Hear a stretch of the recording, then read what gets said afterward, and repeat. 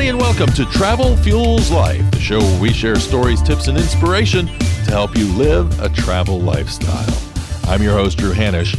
What comes to mind when you think of the words miles and points? Is it excitement? Is it excitement for all the potential that you could get out of miles and points? Is it confusion due to the varying values and multiple ways you can cash them in? Is it concern about how much credit card debt you could potentially be taking on? Or is it just plain frustration at the lack of clarity and how miles and points actually work? Well, if you fall into any of these categories, you're going to get a lot out of the next two episodes of Travel Fuels Life. I'm bringing in guest Brandon Neth of FinanceBuzz.com to cut through all of this and help us get some clarity on the subject. Now, I first heard Brandon on Danielle Desire's The Thought Card Finance podcast, and you'll remember Danielle from way back in episode number 7, where we talked about her being a financially savvy traveler. Well, they got into more than just miles and points, and what they did talk about in terms of miles and points, I found very, very interesting and helpful, but I still was feeling a little bit overwhelmed. So I invited Brandon in, and I wanted him to join us and break all of this down into foundational information that can help us get over those concerns that we have and start utilizing the great benefits and the cost savings and even some free flights simply by understanding how these programs work. So in this first episode, we'll focus on how Brandon got into this world of low cost and even free travel, and then talk about credit cards and credit card debt and how to work our way into what credit cards are going to do the best for us, which ones we should get first because there are some that take priority over others, and how to leverage these credit cards to enhance our travel lifestyle. And then when we go to episode 2, we'll talk more on loyalty programs. So lots of great stuff coming your way. And so from my home here in Greenville, South Carolina, it's time to jump on the internet and listen to Brandon Neth drop some miles and points knowledge on us. Brandon, thanks for being on the show this week. Thank you. Super excited to be here. Well, I got to tell you, I've been absorbing your FBZ Elite Facebook group. There's so much great information in there, but there's so much stuff to learn. It's a bit overwhelming at times. So I thought it'd be really cool to get you on the show, have you do kind of a foundational miles and points 101 lesson so that people could kind of develop a strategy and make their way through this world of credit cards and loyalty programs and not make all those crazy mistakes that could be made from the start. So I appreciate you being on the show today. No, I'm excited to be here. I appreciate it. And just, quickly, I wanted to touch on that. Like the first thing you said, I completely understand. You're not alone in feeling a little bit overwhelmed because there's a lot to it, but it's just like anything. I know you're a web designer, right? Like I look at people like you that code and I get super overwhelmed. It's a process. So I'm happy to help where I can.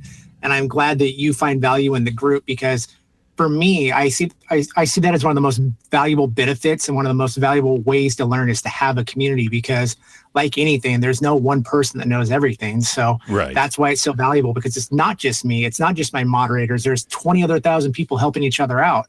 So I'm really glad that you see value in it because I'm excited that it has become what it's become. Well, I bumped into you via Danielle Desire, who's been on the show before, and she's got her show, The Thought Card, and you guys were getting into some of this miles and points discussion, but your story is actually very interesting as well, where you've come from and how you got all of this started. And so kind of take us back to 2008 and where you were at, because you're now living a nomadic lifestyle and using these miles and points, but you kind of had a humble beginning on how this all got started. Could you share some of that? Yeah, absolutely. So, 2008, here's the thing. My background, like you said, I come from this really kind of humble beginning. My family didn't travel. We just couldn't afford it. It wasn't a priority. It was more about the food on the table and if we had a roof over our head. Travel was the furthest thing from our mind. And, that was just kind of the mentality I grew up with.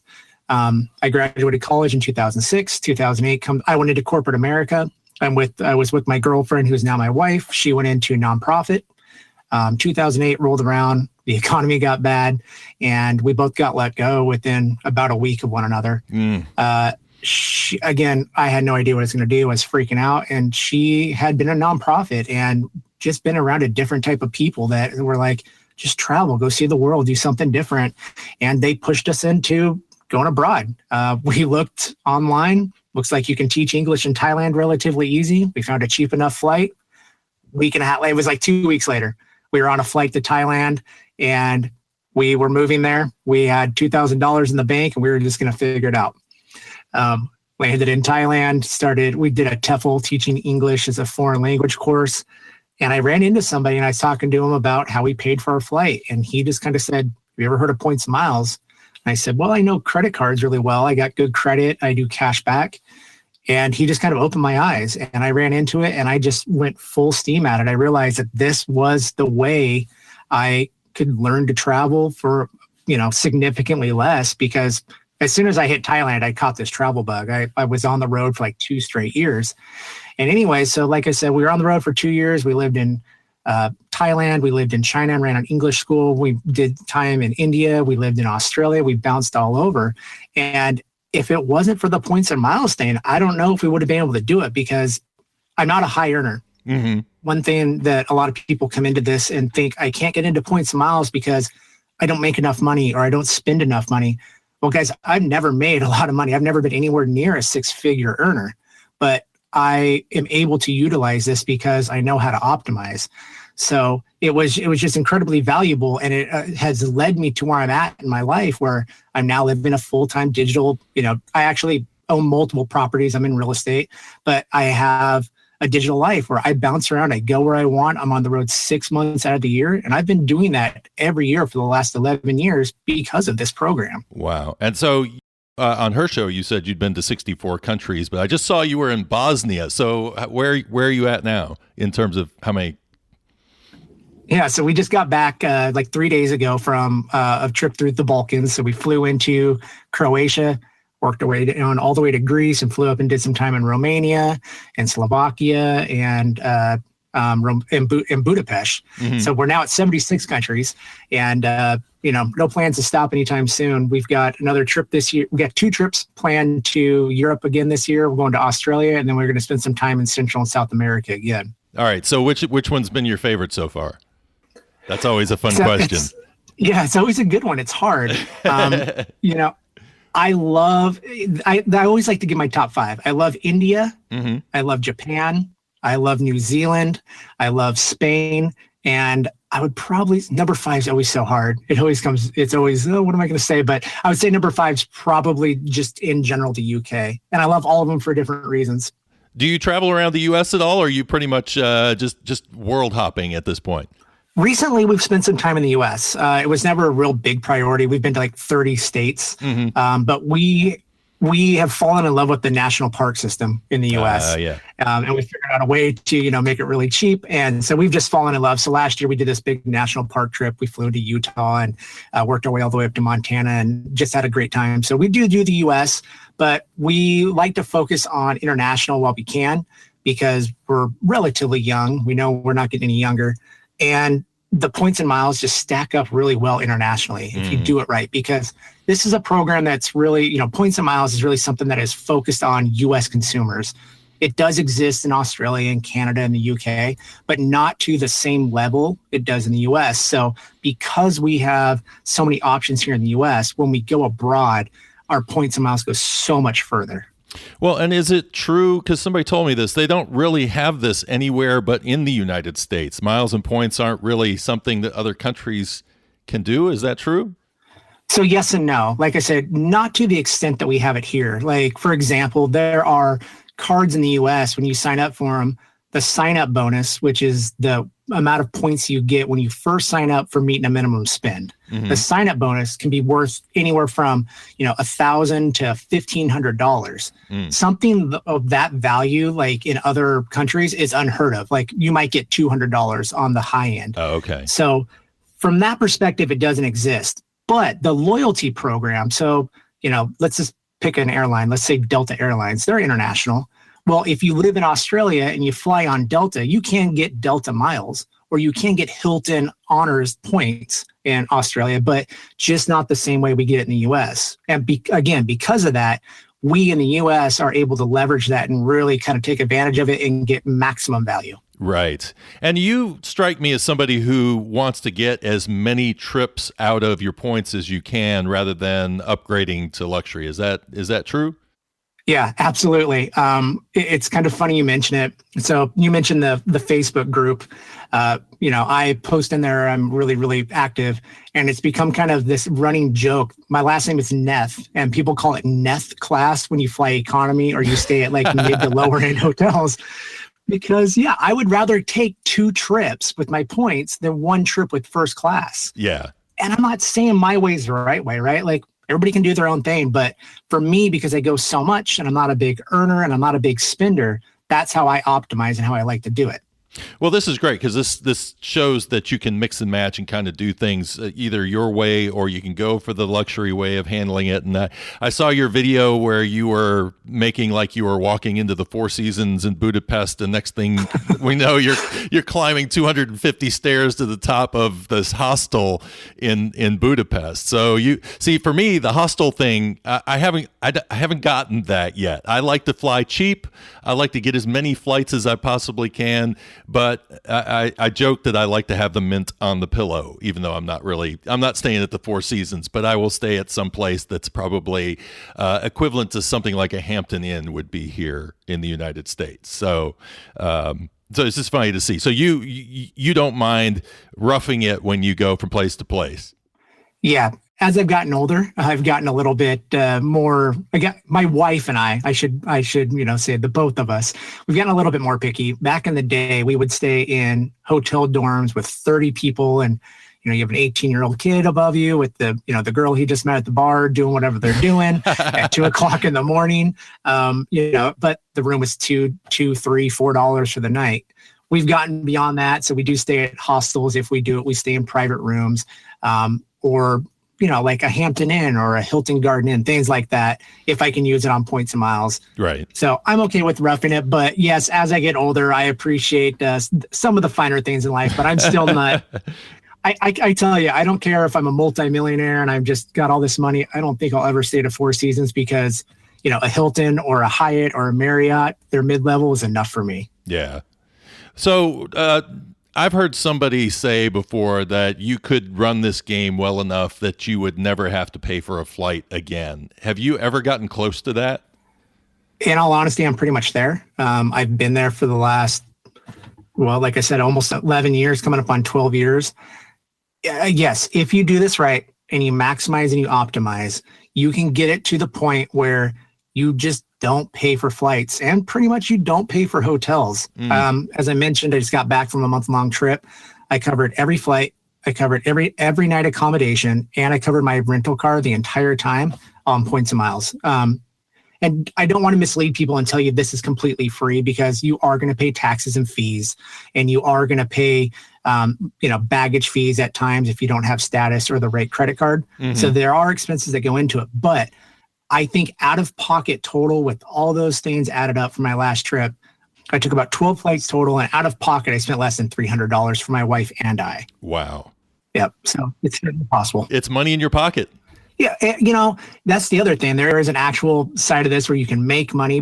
But for me, I look at it as a real world savings, because this is money I would spend no matter what. These are places I'd be going no matter what. So it's a real savings. Absolutely. Well, good. Okay. So I want to get into loyalty programs and that sort of thing in just a few minutes. But the first thing to talk about, because I think they're the most obvious to everybody, are credit cards and how you can sign up for credit cards and do all of that. But you and I think, are very close on, in 2008, for a little backstory on me, I was in a rut. I had just bought a brand new house. I went through a divorce almost immediately after that. My debt was $90,000, and I didn't know how I was going to pay it off. And I went on the Dave Ramsey plan. And for the people who don't know Dave Ramsey, he gives financial advice, and he is big about cutting up your credit cards, doing baby steps, and getting out of debt. And so it was fantastic because I paid off my $90,000 worth of debt and came out the other side of that saying, nope, not doing credit cards, not doing them. And then all of a sudden I got this travel bug and said, I want to go. And I have one credit card, and it was for my business. It was an American Express Gold card.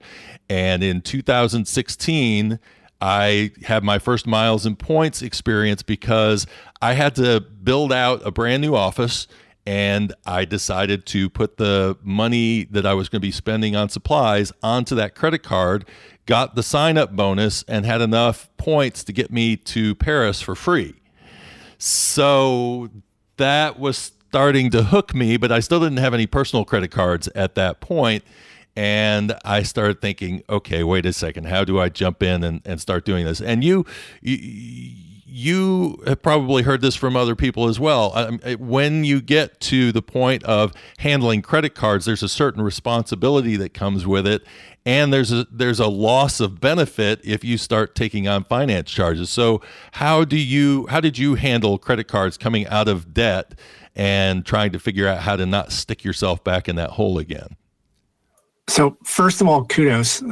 That's an incredible story that you just told. You are like, honestly, where so many people are where you were, and so many people are struggling with that. So the fact that you did it's like an absolute inspiration. It's amazing that people can really buckle down and make things happen. So awesome. I like that's. I'm like smiling. I wish this was on camera. Like I'm smiling, nodding my head because I'm so impressed.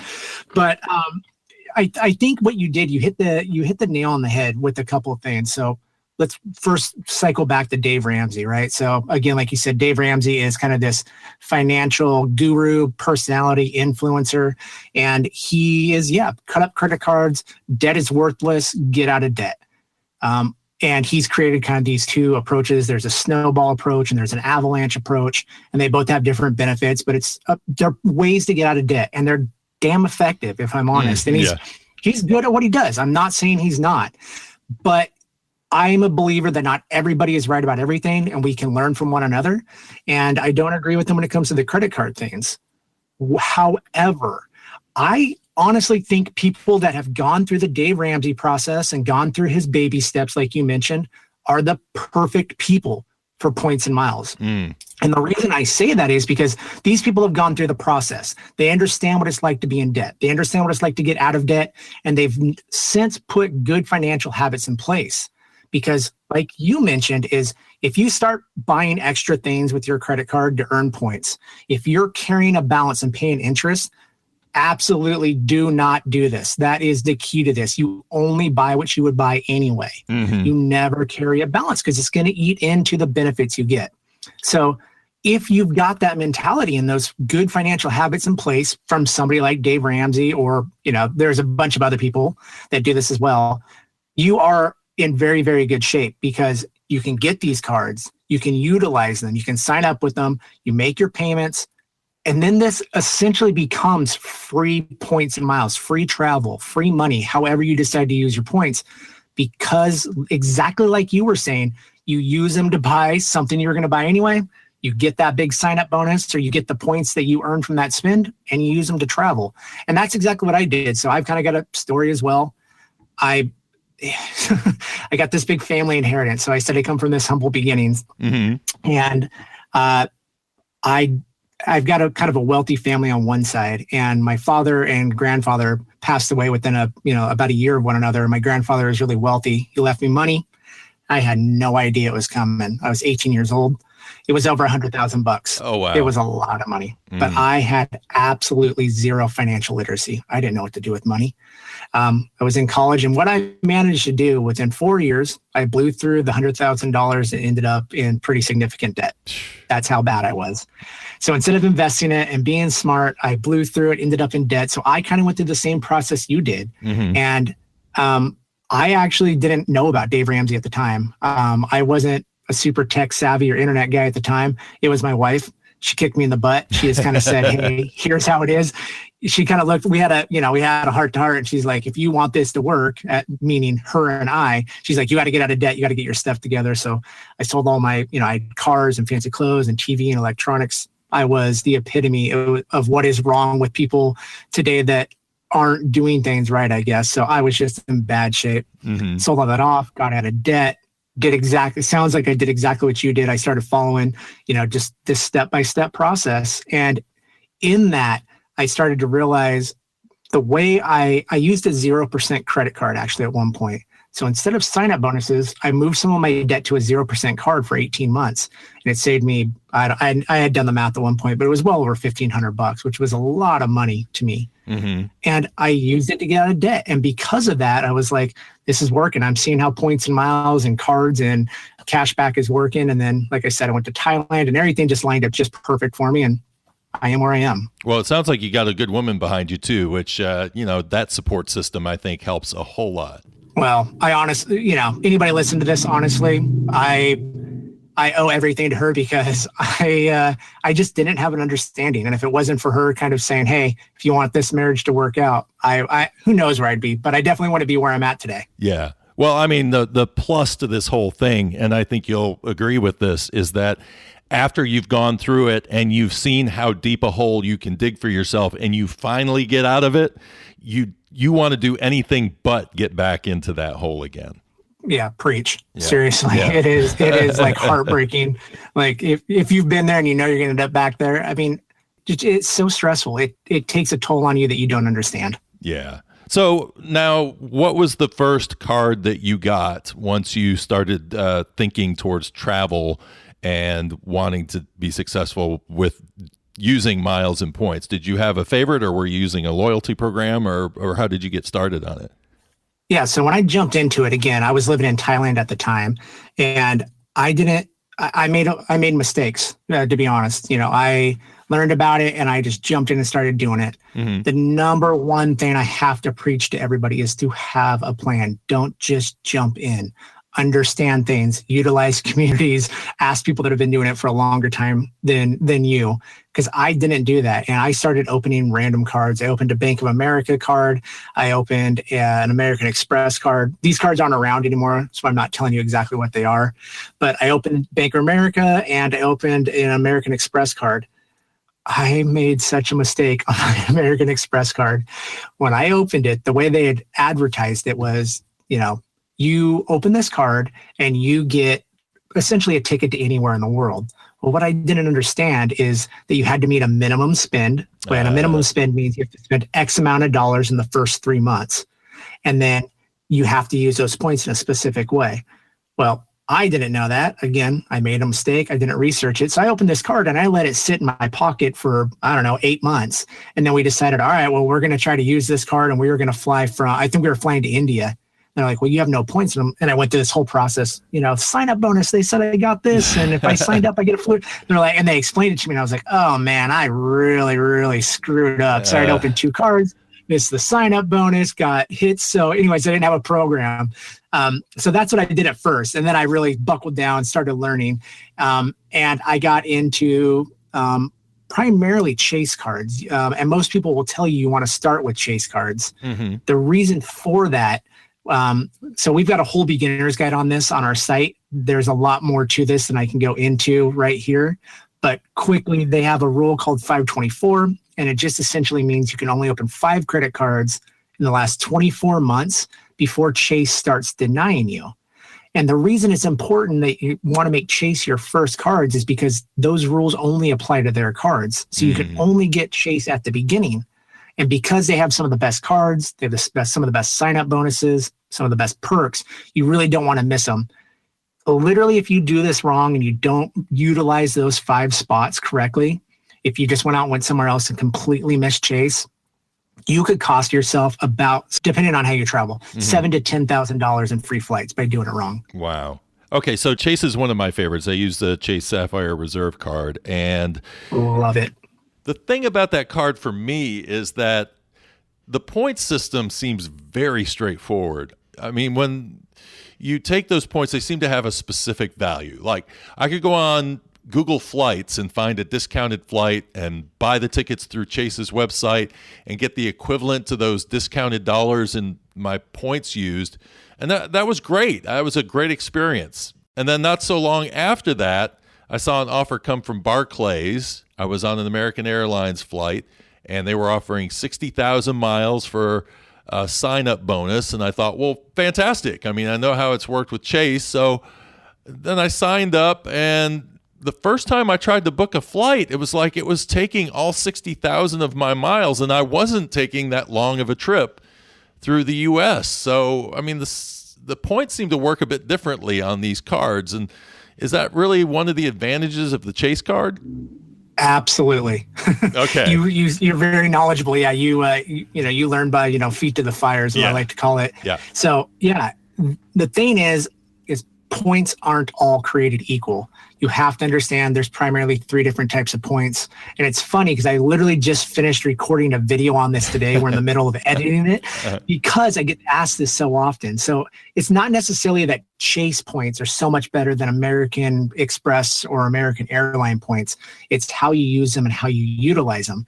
And this can be a lot. I'm sure there's a lot of people right now going, oh man, this is too difficult. But I promise you, I'm not a super smart guy. If I can figure it out, anybody can. So just stick with me. 3 main types of points: transferable points, co-branded points, and fixed value points. And that's kind of the hierarchy of them. Transferable points are Chase points, Chase Ultimate Rewards, American Express membership rewards, Citi thank you points. And the reason these are called transferable is because you can use them to book exactly like you did. Like you said, you go to Google and then you go into the Chase portal and you find a great deal. That's one way. It's the way I love to do it because I'm a cheap Charlie. The next one, you can transfer them directly to an airline. And at times, if you're a premium class flyer, so if you're flying business or first class, you can get superior value out of these points. So me, I don't do this, but you can literally, when you and I, if we book in it's called the Chase travel portal. So if we book directly with Chase, with the Chase Sapphire Reserve, each point is worth essentially 1.5 cents, 1.5x. But if you transfer to an airline partner and you're booking a premium redemption, there's times you can get 25 cents per point. Oh, wow. Because those flights are so expensive. Like if you're flying Singapore Suites, right, to Singapore, there's times those flights from, let's say, New York, right, to they're $10,000 flights, but they're going to cost you 100,000 points. Well, you just got 10 cents per point. That's just an example. So because there's so many ways to use them and you can transfer them, you can utilize them in so many ways, transferable points tend to be the most valuable. The next one, co-branded points, which is what you were talking about with American Airlines. Mm-hmm. They are a point that you earn. They're more like the loyalty programs that you mentioned earlier. So each airline, each hotel chain has their own loyalty program. And when you earn those points are typically locked into that program. So I can't use my Hilton Honors points to book a Marriott hotel, for example. Right. So you're locked into one. And because of that, there's not as much flexibility and not as many ways to use them. They tend to be a little less valuable, which is exactly what you ran into. You can't use them in any other way except for exactly what you showed. So you use up that sign-up bonus pretty quickly. Yep. So yes, not all points are created equal. And again, this is just a matter of spending time or talking to somebody or talking to a community that can help you out and answer these things, because it's constantly in flux and it's something you got to learn. But if you learn it, I'm telling you, there's hundreds of thousands of dollars here. So making a decision, like for instance today, Southwest Airlines saw they had an amazing offer, tons and tons of points. I have Southwest. They are in my airport, so I could take advantage of that. Yep. But then I think about my American Airlines experience, and I think, well, maybe I should just pass this up and get a Chase Ink card for my business instead, because they've got a great sign-up bonus also. I know those points are transferable. Yeah, so I assume you're probably talking about the new Southwest business card that's got 80,000 points on it. Yep. Is that right? Yep. Yeah. Okay. So yeah, that just came out yesterday or the day before. So first, they are co-branded points. So exactly the situation I was talking about where you don't get quite as much value at times. Mm-hmm. There are a couple caveats to that where you can really maximize with Southwest specifically because they have a specific program called Companion Pass where you get buy one, get one free flights for up to 2 years. So there is really a way to maximize this. But for me, And for the vast majority of people in this hobby, the way to do it and the way to maximize is to get that Chase Ink card right now because you want those transferable points. What's really, really cool, this is a great example that you brought up. You get that Southwest card, you get 80,000 points. There's also a Chase Ink card right now that also offers 80,000 points. So which one do you get? Well, the Southwest card, you can only use your points on Southwest for the most part. There's a couple other ways you can use it, but not good valuation.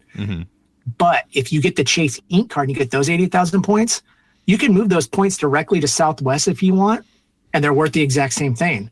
Or you can move them to Hyatt, or you can move them to United, and so on and so forth. So because you can transfer those Chase points, their 80,000 points are worth significantly more than the Southwest in this example.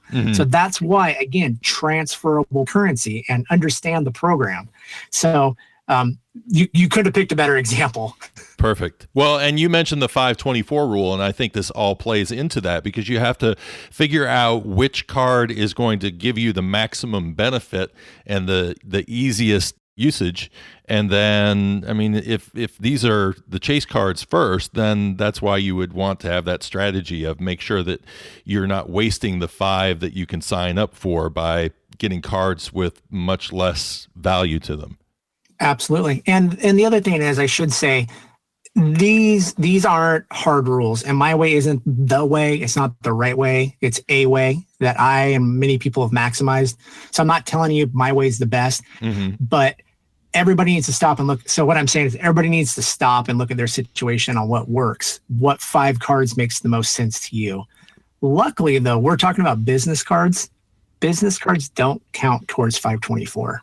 Oh. So that's a really nice little way to kind of maximize. So if you're a small business owner like myself, your 524, you can put 10, 15, 20 cards in those 5 spots because you can get business cards. Okay. And if you have multiple businesses, you can get multiple of the same card, multiple of the same business card. So again, it's just these little things that you learn as you go and really maximize. And it makes Chase happy as well because they want your business. They make money every time you swipe the card. So it's really kind of like a symbiotic relationship where everybody's happy. Right. So one of the things that happens with these cards, especially the ones that have a lot of value to them, is that they tend to have annual fees. And sometimes those annual fees are pretty high. I think the American Express was like $550 a year for the Platinum. Chase, I forget what I paid, but I think it was like $450, something like that. How do you justify the spending of that money on an annual fee on a card? And does that restrict you from how many cards you want to have in your wallet? Fantastic question. And it's one I get asked all the time. And I want to start off by letting everybody listening know that I am as frugal as anybody you've ever talked to. I cut mold off of cheese. I drive a 1995 Toyota Corolla. I wear clothes with holes in them. This has been like my strategy to get to financial independence, retire early for years. So I am crazy budget minded, but I still pay thousands of dollars a year in annual fees. And the reason I'm willing to pay that I would have to sit down and do the math. I don't have it in front of me, but it's well over $3,000 I spend out of pocket on annual fees. The reason I'm willing to do that is because I get more money back out of my cards. I get more value from them. We're talking about Chase. Let's keep it easy. Let's talk about the Chase Sapphire Reserve, $450 a year. Okay. Most people see that and they're like, no way I'm touching that. I'm going to go get the Chase Freedom card that is $0 annual fee. Well, let's break that down. So you get $450. The first thing is you get a $300 a year travel credit. And that travel credit, it comes off automatically anytime you use your card for something travel related. So if it's flights, hotels, Ubers, taxis, it's so easy to use. Automatically $300 comes off the top. So you're now at $150. Also, when you sign up for the card, you get a sign-up bonus. Typically, it's about 50,000 points. That's worth $750. So obviously, we're already above and beyond that $150 you paid out of pocket. You're net $600 positive right now. But there's more to it. You get TSA pre-check or global entry, which for those of you that don't know, it's when you see people walk by you when you're waiting in the TSA line and they go straight to the front, it's because they've got this benefit. It's not because they're fancy. It's because they've got one of these benefits. So it's something that, it's typically costs you money to do that. These cards cover that fee for you for up to 5 years. So there's another $100 savings. And then you get, when you're talking about how to redeem points, there's extra ways to get value out of redeeming these points of the CSR. You get lounge access, which has been, okay, people listening, if you've never been in an airport lounge, do it. It will change your life. When you've flown 24 hours on a flight and you can walk into a lounge and eat and drink all you want and get in a shower completely for free, it's heaven. I was gonna say I have utilized that a bit, and sometimes I forget I have it. Like I was in Dublin and I was thinking, I got this long layover before my flight, and then I was looking at a restaurant and I'm thinking, geez, I'm going to spend $25 there, and if I want a beer and all of that, and then I thought, wait a second, all I need to do is go up to the lounge. And then I had a couple of beers and I had a meal. I mean, it's picking off the buffet, but still, I mean, how much did I save right there? So you do that 4 times a year, you've already paid another $100 on this card. Easily. Yeah. So those people listening, when you have these premium cards, a lot of times they give you lounge access. That's what we're talking about through Priority Pass. And one overlooked benefit of this is sometimes they get you into a restaurant. So you mentioned you want to get some food. Sometimes you can literally take this card that you have, you run it for $28 at a restaurant, and you just get $28 worth of free food. You get it, and up to 2 people with you get it. Every single time you go to this restaurant. So there's all these different ways that you get value. And with as often as I travel, right now I'm keeping a running total of my lounge access. Every time I walk into a lounge, I assign it a $5 value. I like to be very, very conservative with my numbers. And then when I go to one of the restaurants, if I get $28, I give it a $28 valuation. So far this year alone, I've gotten $2,659 in value just from my lounge access. Wow. Just for up till July or June, I mean. Yeah, exactly. Wow. So that's what I'm saying. So when I look at these annual fees, yes, it's a lot, but because they're saving me money that I would spend, they're making my life better, they're giving me all these perks, it absolutely is justifiable. And then you get other things that we haven't even touched on. You get baggage protection, you get trip protection, you get price protection, you get buying protection. There's so many things that come with these cards that really make the annual fee justifiable. Well, let's talk about one that's, I think, sort of falls in between. I'm not sure whether this is a co-branded or this is a transferable. I'm thinking it's a transferable, though, is the Delta American Express card. Because that comes with an interesting perk, which is the companion fare, right? That you can actually, somebody can ride for free when you buy a ticket. Yeah, so there are actually a few Delta cards. I think you're probably talking about the Delta Platinum, if I'm not mistaken. Yep. There's 4 variations of it. They're all issued by American Express, and this is actually a co-branded because it's issued by American Express, but the points work with Delta, so that they co-brand together.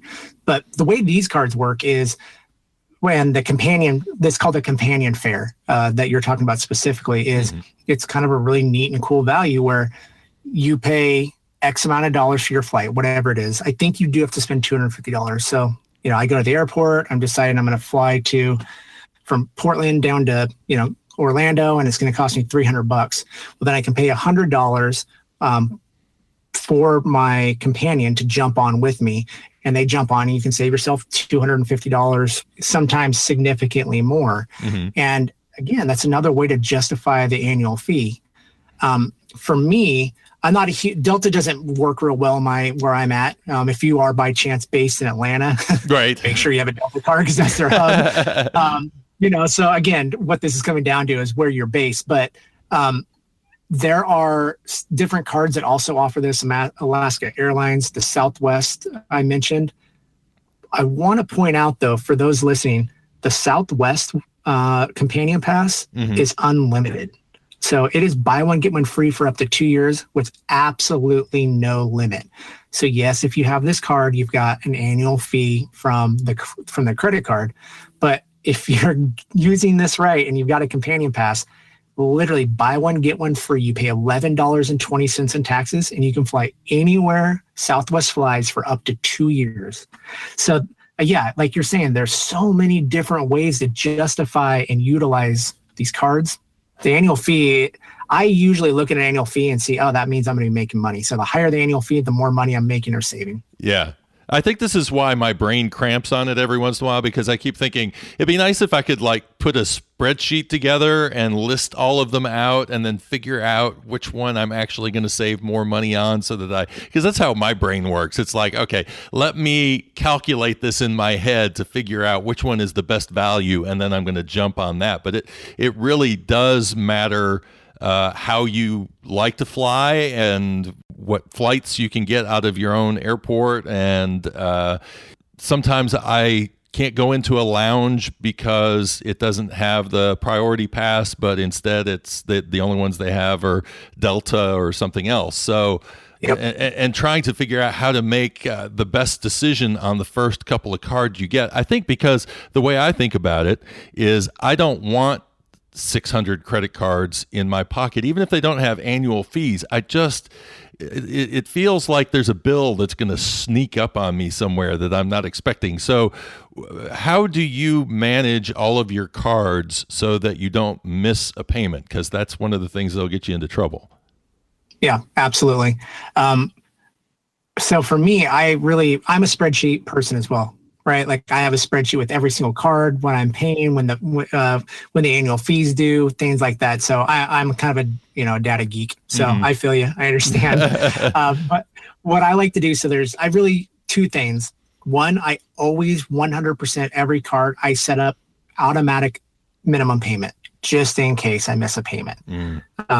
I don't think I've missed a payment in 10 and a half years, but you always do an automatic payment just in case you miss something. You will end up paying a little bit of interest, but you won't take a credit hit. So that's the first thing. And then the second thing I like to do I'm trying to think, I never want to say definitively, but I think almost every card, you can literally just call in and set up your payments for whatever day you'd like. So I can tell you all my cards, every single one of them, the payment date is due on the 1st of the month.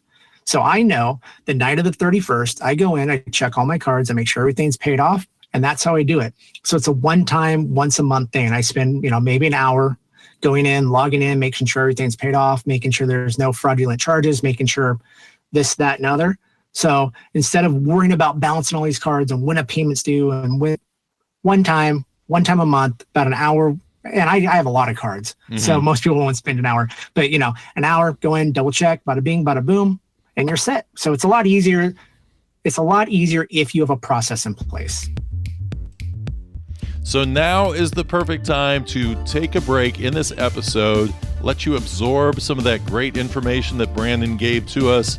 And if you want to follow up on any of the information that we have on this particular episode, then just head out to travelfuelslife.com/podcasts, look for episode 28A, and get the links to the FBZ Elite Facebook group, financebuzz.com, and also I've embedded a great video that Brandon put together. It is a full explanation as to what credit card points are really worth, and I think you're going to understand that video even better now after the conversation that we just had with Brandon. So check that out, some amazing information, and it's all right here on Travel Fuels Life. It's travelfuelslife.com/podcast, episode 28A. And next week on episode 28B, we're going to dig even deeper into loyalty programs. So make sure that you're around and check that out. Subscribe to the show if you haven't subscribed already. And do you love stories? Do you enjoy whiskey? Well, I've got a brand new podcast in the works just for you, and it's called Whiskey Lore. And you'll be able to hear it coming up this holiday season in 2019. So stay tuned for that. It's going to be available on Apple Podcasts and Google Podcasts and everywhere that you download podcasts. And it's also going to be at whiskey-lore.com. You may want to bookmark that right now. That is whiskey-lore.com. And you can also follow my whiskey travels at instagram.com whiskey lore, no dash in that particular iteration. So check it out. Whiskey stories coming here as part of Travel Fuels Life, but a bit separate under the Whiskey Lore banner. And until next time, have a great week, safe travels, and thanks for listening to Travel Fuels Life.